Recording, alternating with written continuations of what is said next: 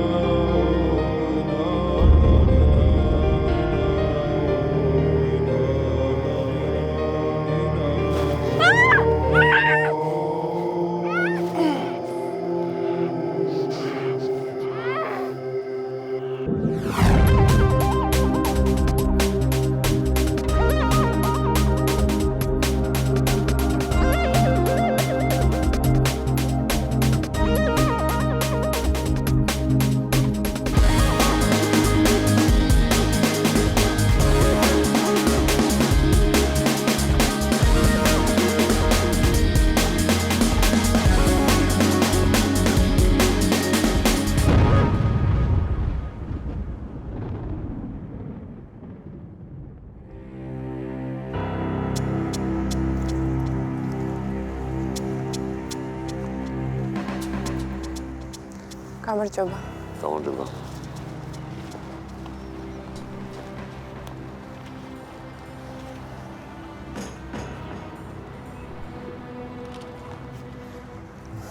ნაცნობი სურათია. ბოლო სამთოში მეხუთე მსხვერპლია უღო. ისევ ქალი, ისევ სექსუალური ძალადობა. მოკლედ მანიაკი სერიას აგრძელებს. როგორც ჩანს. ამ ეტაპზე რა შეგვიძლია რომ თქვით? დაახლოებით 2 საათის მკვდარია. გარეთ თვალიერების შედეგად შეიძლება ითქვას, რომ ამ შემთხვევას და წინამკვლელობებს საერთო ხელწერა აერთიანებს. გერძოდ, ქალი ასფიქსიითაა მკვდარი. როგორც წინა შემთხვევებში, ესეც სექსუალური ძალადობის მსხვერპლია. ანუ მკვლელმა ის სავარაუდოდ სექსის დროს ეაკულაციის დადგომამდე გაკვდა. როგორც წინა შემთხვევებში, სპერმის კვალი აღმოჩენილია მის სხეულზეც და სხეულის გარშემოც. განსხვავება თუ არამე? კი, რა? გვამს აღენიშნება რამოდენიმე ადგილას ცივი არაღით მიყენებული ჭრილობების კვალი. ანუ რა შეიძლება ეს ნიშნავდეს? ალბათ მანიაკი და მსხვერპლი ერთმანეთს მოულოდნელად შეხვდნენ. და ამიტომაც ყველაფერი სპონტანურად მოხდა. დაუგეგმავე მსხვერპლი? ცუდ დროს მოხდა ცუდ ადგილას. კარგი, სხვა არის ამე კიდე? არა, ჯერჯერობით ეს არის. თუმცა გაკვეთის შემდეგ შეიძლება რამოდენიმე მნიშვნელოვანი დეტალის დადგენაც მოხერხდეს. იმედია. კარგით. ხვალამდე. ხოლმე. ახონდის. კარგი.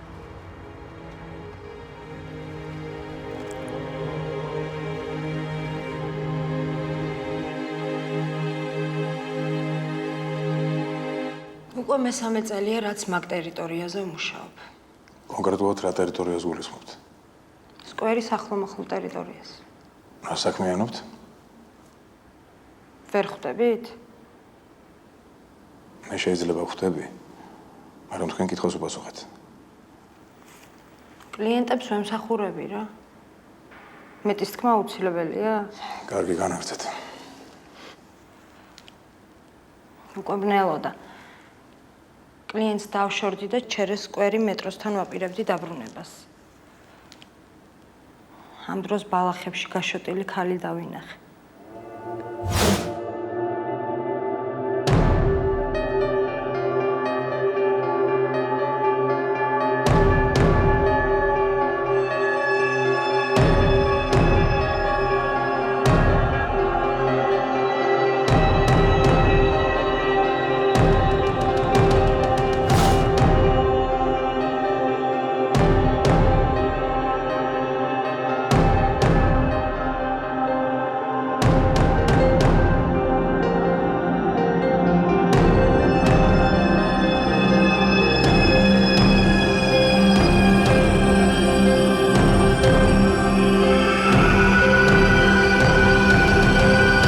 სწორად მოეკეთეთ, როცა ჩვენთან დარეგეთ. იცით, შემნაირი ქალისთვის არ არის ადვილი პოლიციაში დარეკვა. ნუ ასე თუ ისე შარია. სწორად გამიგე რა. სწორად მესმის. მე შეიძლება აუტკივარი თავით ავიტყიე, მაგრამ მე პირველ რიგში ადამიანი ვარ. აი ეს რო არ გამეკეთებინა, შეიძლება მთელი ცხოვრება მენანა. მუდმივი კლიენტები გყავთ თუ პასტაიანებიც ყავს და სლუჩაინებიც. ნუ გააჩნია. ბოლო 3 თვის განმავლობაში სკვერის მიმდებარე ტერიტორიაზე რამე საეჭვო ხომ არ შეგინიშნავთ? არა, არაფერი. ყველაფერი ჩვეულებრივად იყო. აღნიშნულ ტერიტორიაზე თქვენ გარდა კიდევ მუშაობს ვინმე? აი მე ჩემ თავზე ვარ ატვეჩაი. სხვებზე ნუ მაბაზრებ ძალიან გთხოვთ რა.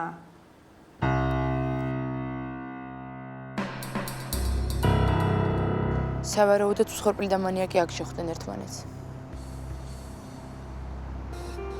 დაშინების მიზნით მოძალადემ ქალს რამდენიმეჯერ დანა დაარტყა. შემდეგ კი გაზონისკენ გაათრია. როგორც ჩანს, ქალი გაუძალიანდა და კიდევ რამდენიმეჯერ დაარტყა დანა. პარალელურად ძალადობის ადგილით შეერჩია და იქით მიათრია. სავარაუდოდ ქალი ამ დროს უკვე გონდაკარგული იქნებოდა. ამაზე ქუსლებისგან მიწაზე დატოვებული გრძივი კვალი მიუთითებს.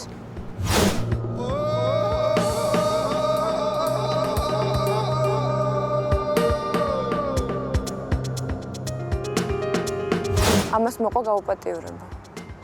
სავარაუდოდ. მანიაკი მუხლებზე იდგა. მიწაზე დარჩენილია სახასიათო ღრმულები. მოშორებით ფეხსაცმლის კვალია აღმოჩენილი. როგორც ჩანს, ქალი ძალადობის დროს კონს მოვიდა და წინააღმდეგობის გაწევას სცადა. ხატა მგონია. გვამის გარშემო დაგლეჭილი ბალახი და სისხლის კვალი აღინიშნება. როგორც ჩანს, მანიაკმა მიმალვამდე საგულდაგულოდ გაასუფთავა შემთხვევის ადგილი. მხოლოდ სპერმის კვალი დატოვა. ალბათ ესე შეგნებულად გააკეთა, როგორც წინა შემთხვევებში.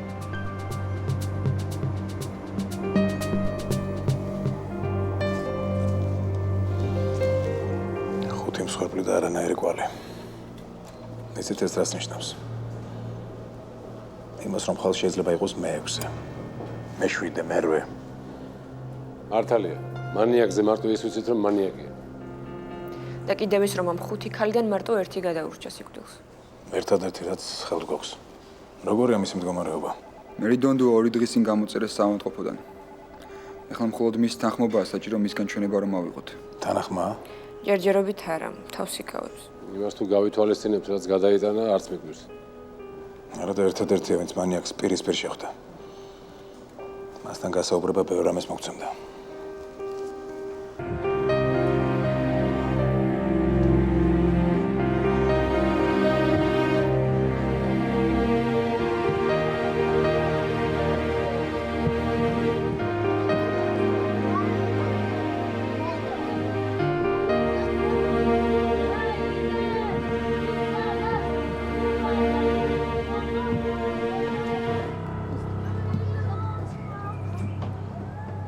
წინა 4 შემთხვევისგან განსხვავებით ეს უკანასკნელი დანაშაული ამ მანიაკის ჩვეული მოქმედების არეალიდან საკმაოდ შორს არის ჩადენილი.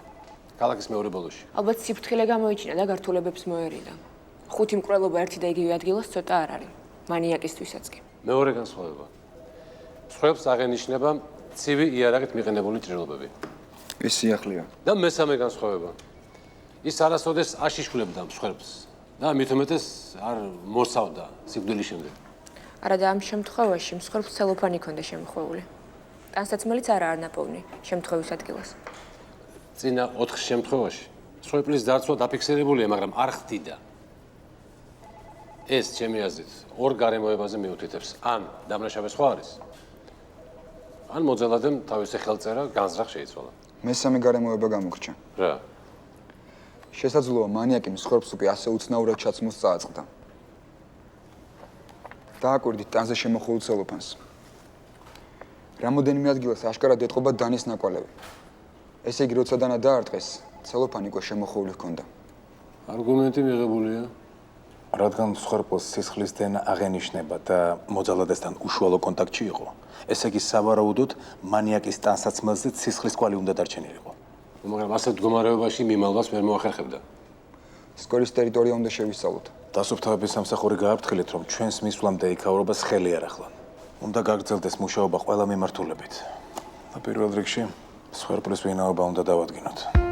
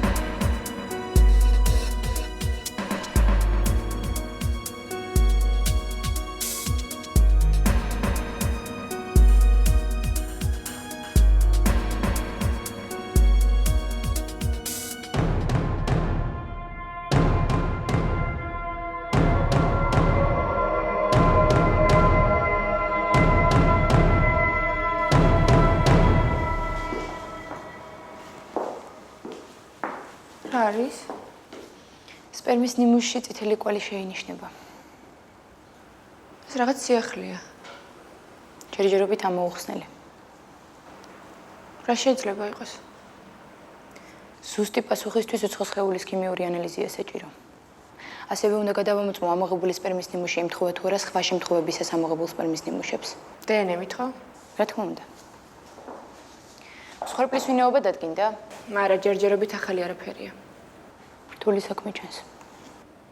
ამიტომაც მოგვანდეს ჩვენ. როგორ ფიქრობთ, მალე ვიპოვნით? იცი, მანიაკები ყუპებივით არიან. დაპროგრამებული ფსიქოლოგია აქვთ. ერთის მხრივ მათი დაჭერა რთულია, მაგრამ მეორე მხრივ მათი ქცევა ადვილად პროგნოზირებადია. ასე რომ ეხლა მთავარია გაგვიმართლოს.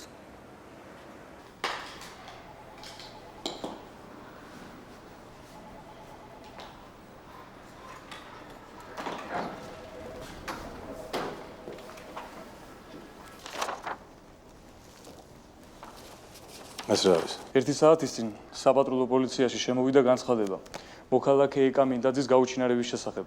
განცხადებელი მისი მეუღლე ერეკლე მინდაძეა. ეხლა სად არის? გველოდება. წავედით.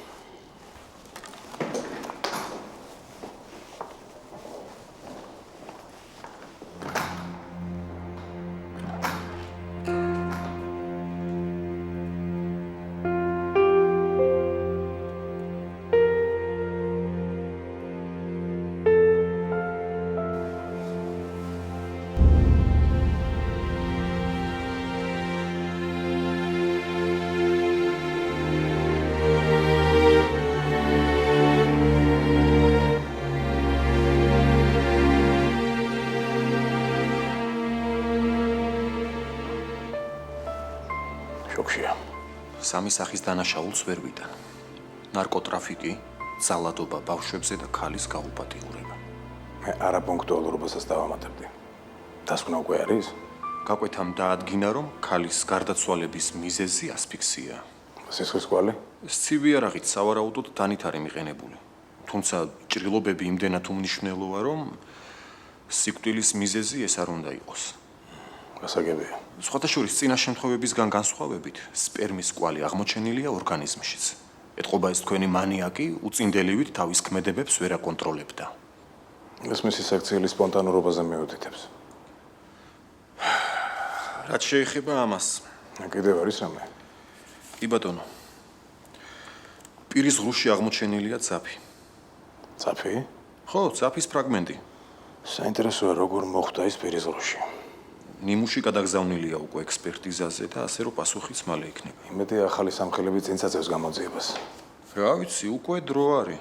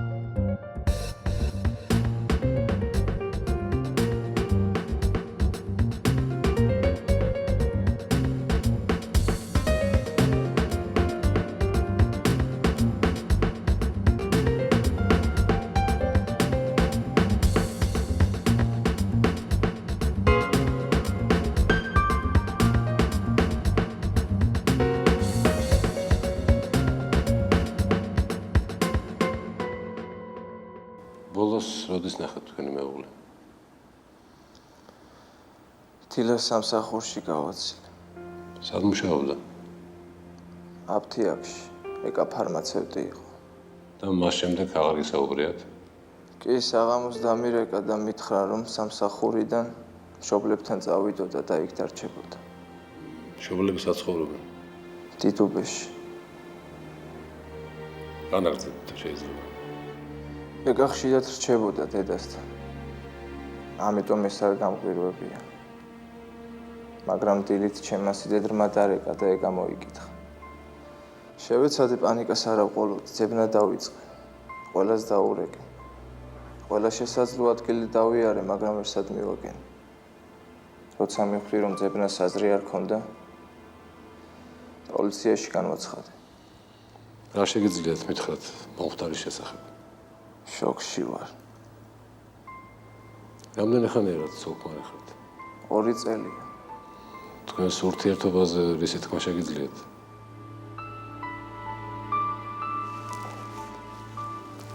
ერეკლე, როგორი მეუღლე იყო? იდეალური, არაჩვეულებრივი დიასახლის, მოსიყვარულე მეუღლე.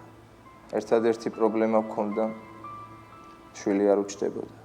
ძალიან განიცდიდა ამას. კი, მაგრამ მაინც გვეგონა, რომ ეს დროის ამბავი იყო. თქვენ შორის რაიმე სერიოზული უთანხმოება ხომ არ ყოფილა ან ადრე ან ბოლო დროს? არა, ჩვენ ძალიან კარგად ვუგებდით ერთმანეთს. ამას ყველა დაგიდასტურებთ.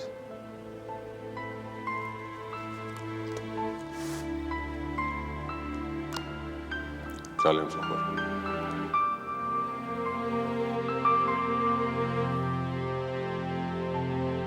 შემთხვევის ადგილის დათვალიერება მახალი არაფერი მოგცა. ცუდია. ო, ცუდია. ყველა და ყველაფერი რა შემთხვევის ადგილზეა მოხვედრილი. ან კვალს იქვეტოვებს, ან თვითონ ხდება კვალის მატარებელი. ტრასოლოგიაში ასე გვესწავლეს. თეორია ერთია, პრაქტიკა მეორე. გამოდის მანიაკი უნაკლოდ მუშაობს. ხო, ეს იდეალური მკვლელობა არ არსებობს. ადამიანმა მკვლელობა შეიძლება იდეალურად დაგეგმოს, მაგრამ ვერ დაგეგმავს იმას, რაც შეიძლება მკვლელობის შემდეგ მოხდეს. და თუ დაუგეგმავი მკვლელობა? ეს მით უმეტეს, უფრო გაამარტივებს გამოძიებას. შენ რა გაარკვია? მოძალადის ნაკვალევიდან აღებული ნიადაგის ნიმუში და მსხვერპლის პირის ხრუდან ამოღებული ძაფი შევისწავლე. ორივეზე ნავთობპროდუქტის კვალია აღმოჩენილი. ნავთობპროდუქტი ფეხის ნაკვალევზე გასაგებია. მაგრამ ძაფზე როგორ აღმოჩნდა? და ძაფი პირის ხრუში? თუ ძალადობისას მსხვერპლი გონს მოვიდა და წინააღმდეგობის გაწევას სცადა, შეიძლება ვივარაუდოთ, რომ ის მას კბილები იცვდა და შესაძლოა ამის შედეგად აღმოჩნდა მის კბილში მანიაკის ტანისამოსის დეტალი.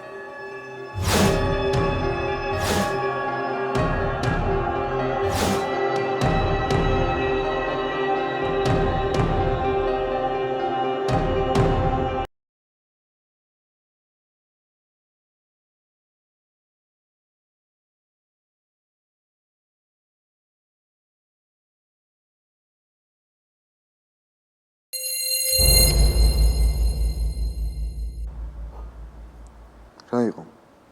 არაფერი. დარწმუნებული ხარ? კი. ნავთობპროდუქტი მანიაკის პროფესიულ საქმიანობასთან უნდა იყოს დაკავშირებული. ალბათ. შეიძლება ბენზინგასამართ სადგურზე მუშაობს ან პროფილაქტიკაში. შეიძლება ავტონაწილების მაღაზიაში. მოკლედ ყველგან სადაც ავტომობილებს ემსახურებიან. დილიდან დავული ტერიტორიას. ნახავ ახლომახლო თუ არის სადმე ბენზინგასამართი სადგური ან პროფილაქტიკა. გონის წოლკას მივაგნებთ. რა მოხდა? არაფერი. გინდა სანამ წავიდეთ? არა. რატო ხარ ცოტხას έτσι? ძიმე დღე იყო და გადავიღალე.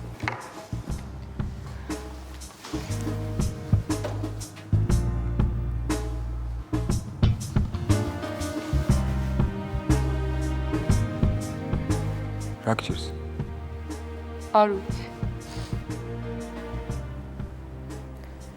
ეკამინდაძის მშობლებს ველაპარაკე. ახლობლებს, მეგობრებს, ყველა შოქშია. კონკრეტულად რა თქვეს? ვერავინ ვერ ხვდება ესეთი ფრთხილი და წინდახედული ადამიანი, როგორ მოხდა ესეთ დროს ქალაქის გარეუბანში. თან ესეთ ფორმაში. თითქმის შიშველი იყო. პირად საუბრებში რამე კონკრეტული ვერსია ხომ არ გაჟღერებულა? არაფერი. კითხვებზე პასუხს ჩვენგან ელოდებიან. და გარდაცვლილის იმ დღევანდელი გეგმების შესახებ ახალი არაფერი თქმა. თანამშრომლები ადასტურებენ, რომ სამსახურის შემდეგ დედასთან აპირებდა წასვლას. მეტი არაფერი. თუმცა როგორც გაირკვა, დედასთან საერთოდ არ მისულა. სამსახურიდან საღამოს 6 საათზე წამოვიდა, მკვლელობა ღამის 3 საათზე მოხდა. 9 საათის განმავლობაში სად იყო? არ ვიცით. მართალი ხარ. ცოტა დრო არ არის 9 საათი. ბევრი რამ შეიძლება მომხდარიყო. შემთხვევის ადგილის სიახლოვეს არც ერთი ეკასახლობელი არ ცხოვრობს. მშობლები ქალაქის ცენტრში ცხოვრობენ. ასე გამოდის, რომ ან რაღაც გარემოებამ აიძულა მარშრუტის შეცვლა. ან თავიდანვე არ აპირებდა დედამისთან მისვლას. ზურა მე ვფიქრობ, რომ ამ საქმეში მესამე ადამიანი ფიგურირებს. რას გულისხმობ? შეიძლება ეკას სიკვდილთან კავშირი არ აქვს, მაგრამ მსხვერპლმა ის 9 საათი იმ ადამიანთან გაატარა. საყვარელია? და ქმრის ჩვენება? გამორიცხული არაა, რომ პირად საკითხებზე ბოლომდე გულწრფელად არ ლაპარაკობს. ამას ჩვენ ვერ ვაიძულებთ. შესაძლოა ეკამინდაძის საიდუმლო ბოლომდე საიდუმლოდ დარჩეს.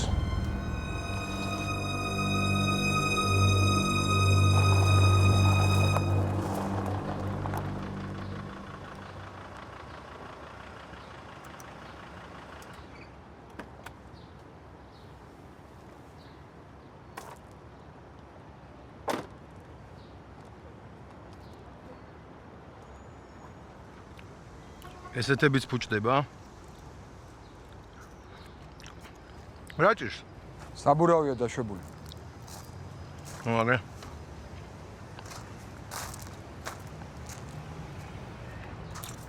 მოსე. გიორგი. კარგი მანქანაა. რომელ წლიანია? 2005-იანი. 2005-იანი. მატორი? ვეათი. ვეათი. კაი რამეა რა. მიხედავ თუ სხვა საქმეც გაქვს? არა, ძმაო, რა საქმე მაქვს, მიუხედავ ეხავე. მარტო მუშაობ? არა, არ გადამეხმარება. ცოტა წადებილო ტიპია. დღესაზე ხარ გამომიცხადა, რომ ნათესავი მომიკვდაო უკრაინაში და იქ წავიდა რა. რამდენი წლისაა? ვინ არკა და? იქნება ესე 17-18 წლის რა. რა გვარია? გვარი არ ვიცი. საცხოვრობს. შენ სისტემაში ხარ ძმაო? ისე კითხე რა. არ ვიცი რა გვარია. გავაკეთებ ამას.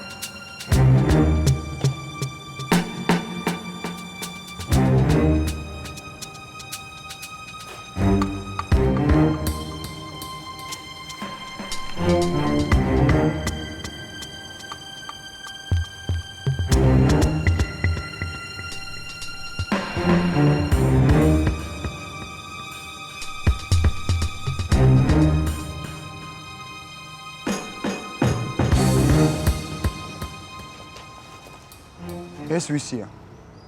შენ პოლიციიდან ახარ, ხო? დეტექტივი გიორგი ტატიშვილი. არკადას კურტკა მაგითი მუშაობს ხოლმე რა. ეს ქურთუკი როგორც ნივთმტკიცება უნდა ამოვიღო. ისა ქალი რომ უკლეს იქ ბაღში მაღაზია ბაზარი? საცოდავიტო. ეძებ თვინმეს. ჯერჯერობით კონკრეტულად არავის. ო, აბარაში გჭირდება ეგ კურტკა. გარშემო ყველა ობიექტს ვამოწმებთ. წაიღე ძმაო, რაზეა ლაპარაკი. არკადა თუ მოვა რამეს ვეტყვი. ჩემზე რამდენია? არაფერი. ერთი წუთი ოქროზე ხელი უნდა მომიწერო. ჯიგარო, შენ არის ფიქრო რომ მე მაგას ხელს ვაფარებ. მართლა არ ვიცი, არც სახელი ვიცი, არც მისამართი არ ვიცი. ისე შეიძლება ამუბნელი იყოს და სადმე გაიკითხე რა. შეიძლება იცნობდეს ვინ. 10 ლარია შენზე.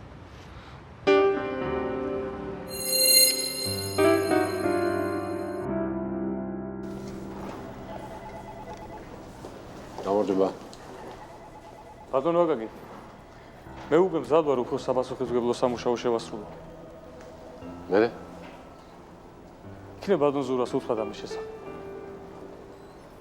უკვე გამოცდილებას დამეგროვდა და მეტი სარგებელი შემიძლია მოუტანო პოლიციას. ოფისის საქმეს სხვაც გააკეთებს. დარწმუნებული ხარ? დიახ. კარგი, მაშინ სამჯერ თქვი სწრაფად. ძე. ძე. ძროხარასწორს? ძეს. წყალს. რძეს სვამ შენ. წადი ლევან, წადი. საბასთან წადი, იქნებ რამე სიახლე აქვს. გამარჯობა. ნინო ძირფასო. დიახ, შენთვის ერთი საპასუხისმგებლო დავალება მაქვს. გისმენთ? თუ შეიძლება. შენ რომ იცი ისეთი ყავა გამიგეთ რა. სიამოვნებით. მადლობ.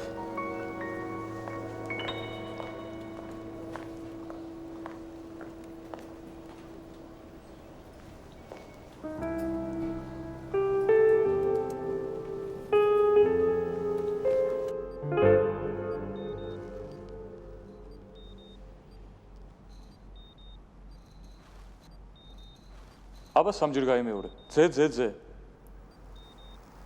ძე. ძროხარა სვამს? წყალს. და რა იყო? არაფერი, ის.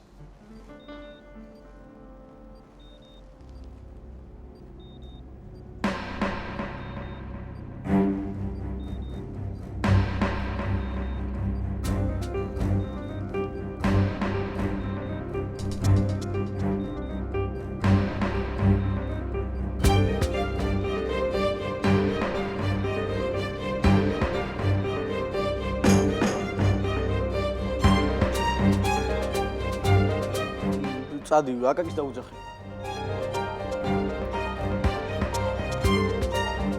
ხაბაგარი გაინძერი.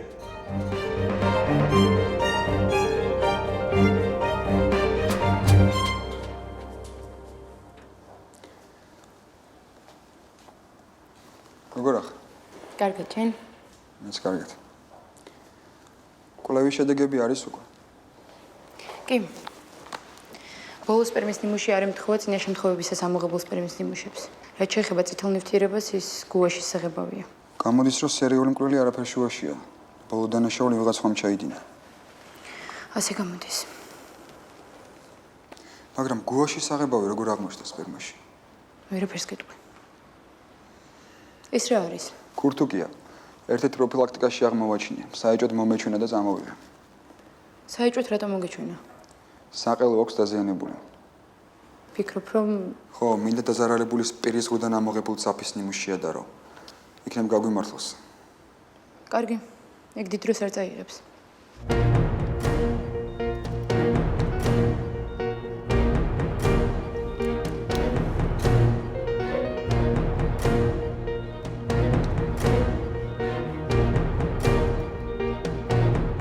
მანქანის ნომრის გაშიფრო შესაძლებელია?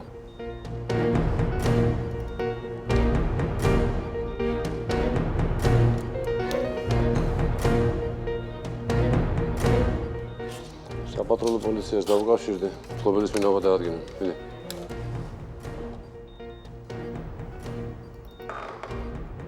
ძღოლი რამდენ ხანს იყო გადასული? 2 საათსა და 17 წუთზე მანქანიდან გადავიდა, ხოლო 2 საათსა და 28 წუთზე ისე მანქანაში დაბრუნდა. ანუ 11 წუთის განმავლობაში იყო გადასული. ესე იგი, 3-ის ნახევარზე ეკა მინდაძე ჯერ კიდევ ცოცხალი იყო. ექსპერტიზამ დაადგინა, რომ სიკვდილი 3 საათზე დადგა. ესე იგი, ამ ტიპს არ მოუკლავს. ნიშნულოვანი მოწვე გამოიკვეთა. ოჩახთვალი კარგად იმუშავა. ისე ეს კამერები ყველგან რო დააყენონ, გაუხსნელი საქმე აღარ დარჩება. მაგრამ მაშინ ჩვენ დავჩებით უმუშევრები.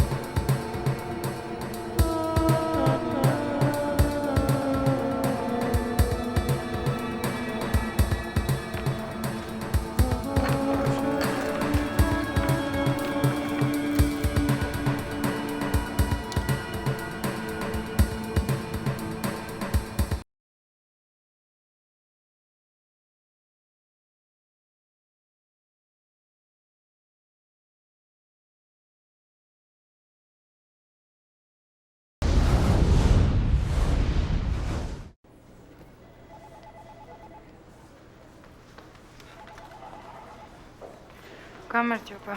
გამარჯობა ნათია. როგორ ახალ? არა მიშავს. რამე მოგვიდანე? კი, შავი ჯიპის მფლობელის ვინაობა დადგინდა. ვინ არის? ვინმე მამუკა პერტაია. რას არ მოდის? აი აქ არის ყველაფერი. გამარჯობა. გამარჯობა. გარე დაკვირვების კამერით დაფიქსირებული შავი ჯიპის მფლობელის ვინაობა დადგინდა. ის მოქალაქე მამუკა პერტაია. დიახ. ვიცი უკვე. კი, მაგრამ საიდან? სულ რამოდენიმე წუთის წინ დადგინდა. წრეები და გამოცდილება შემოძმაო. წრეები და გამოცდილება. დაგირეკათ ვინმე? თქვენ კულიჩის ცხრილის შესახებ რა მეხსმენიათ? არა. ეგ რა არის? გოტლიბ კულიჩმა ალბრეხტ დიურერის მაგიურ კვადრატზე დაყრდნობით შეიმუშავა სპეციალური ცხრილი, რომლის მიხედვითაც მანქანის სერიის მიხედვით შეიძლება სახლის და გვარის დადგენა. ეგ როგორ? აი კაპიტნობა თუ გეღირსა, გეტყვი. ძალიან ხო, მითხარით. დამირეკეს ლევან, რა დაგემართა, დამირეკეს. აი ეს არის მამუკა პერტაიას დოსიე. ვინ დაგირეკა? ლევან გეყოფა ახლა. ჩვენ ამ ტიპს ერთხელ უკვე ვესაუბრეთ. ეკა მინდაძის საქმესთან დაკავშირებით. ვესაუბრეთ? იმ აფთიაქის მფლობელია, სადაც გარდაცვლილი მუშაობდა. უნდა ვესტუმროთ ახლა. გული შენ გიდა? არა, შენ ჯერ პატარა ხარ უკვე. წავედით.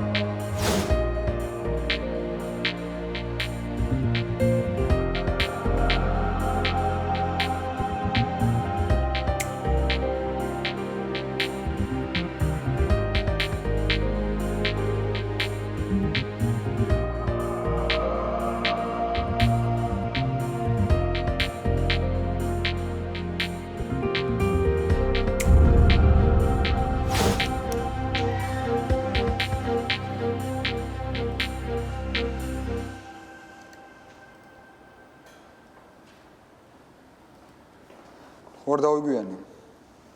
არა, ეხლა დავამთავრე. რა ხდება? მსხვერპლის პირის ხრუდან ამოღებული ძაფის ნიმუში სტრუქტურულად ემთხვევა ქურთუკის ნიმუშს. ესეც ვიცოდი. და ქურთუკის დაზიანებული ადგილიც ნავთობპროდუქტით არის გაშხინთილი. გასაგებია. გიორგი, იცი თუ არა დღის განმავლობაში მამაკაცის საშუალოდ რამდენ ხერთმას კარგავს? არა. 80 ღერს. ეგრაშუაში. რაღაც უცნაურობა მომხდა თვალში. გისმენ? არც გარდაცვლილის სხეულზე. არც შემთხვევის ადგილზე, სადაც სავარაუდოდ მსხვერპლმა მოძალადეს წინააღმდეგობა გაუწია. და არც აი ამ ქურთუკზე. თმის არც ერთი ღერი არ არის აღმოჩენილი. შენ ფიქრობ, რომ მანიაკი მელოტია? ჩემი ვარაუდი ასეთია. საკმაოდ საფუძვლიანი. და ეს.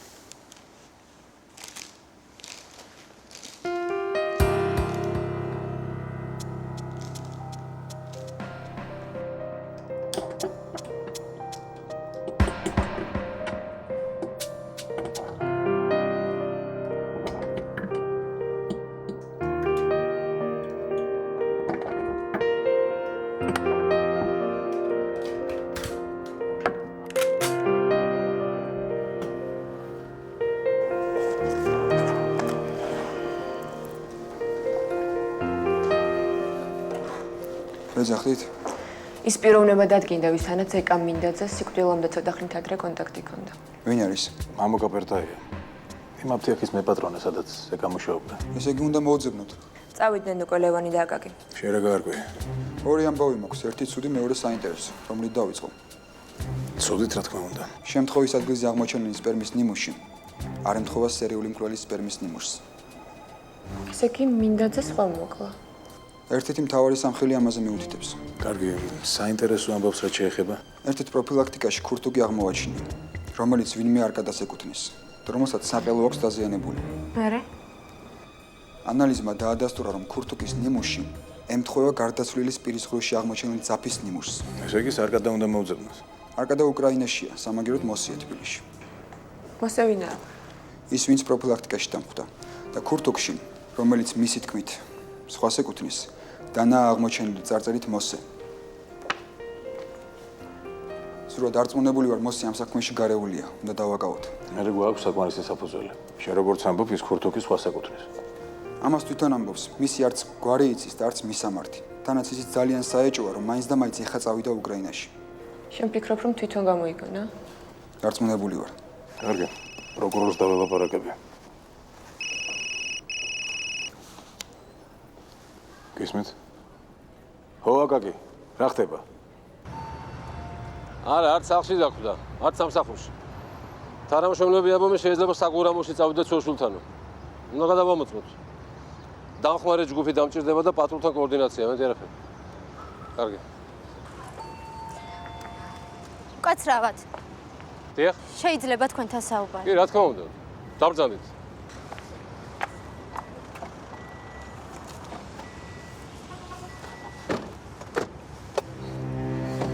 ისმენთ?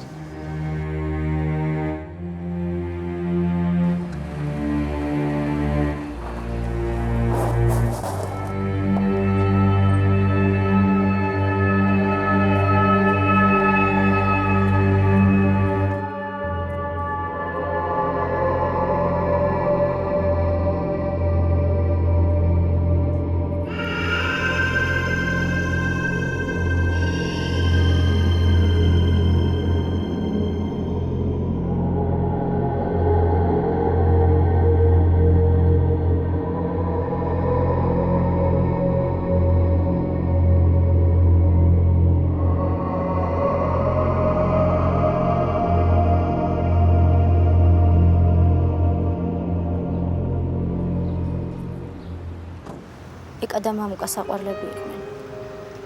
დიდი ხანია ხვდებოდნენ ერთმანეთს. სად ხდებოდნენ? მამუკა სპეციალურად ბინა ქონდა დაქირავებული. თქვენ საიდან იცით ეს ყველაფერი? ეკა ჩემი უახლოესი მეგობარი იყო. ყველაფერს მეუბნებოდა. ის თუ იცით ეს უბრალო გატაცება იყო თუ სერიოზული გრძნობა? ძალიან სერიოზული გრძნობა. ისინი აპირებდნენ მეუღლეებთან გაშორებას და დაქორწინებას. იმ ღამესაც ეკა მამუკასთან შესახვედრად წავიდა. იმ ბინის მისამართი გახსოვთ, სადაც ეკა და მამუკა ერთმანეთს ხვდებოდნენ? კი, ვიცი. შეგიძლიათ დამეწეროთ? კი, ერთი წუთით. ხო.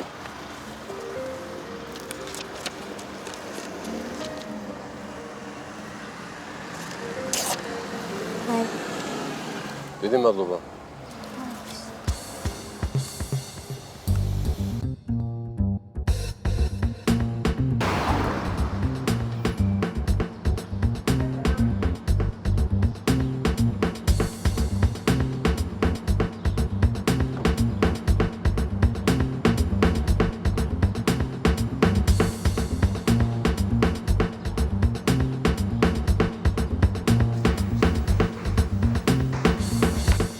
Აშა, რა ხდება?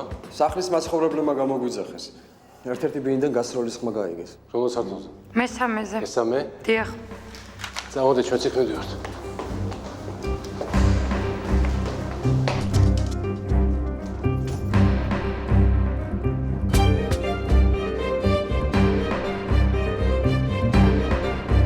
არ გაინძრე.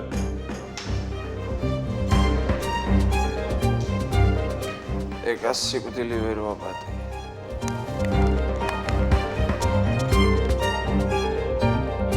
ცოცხალი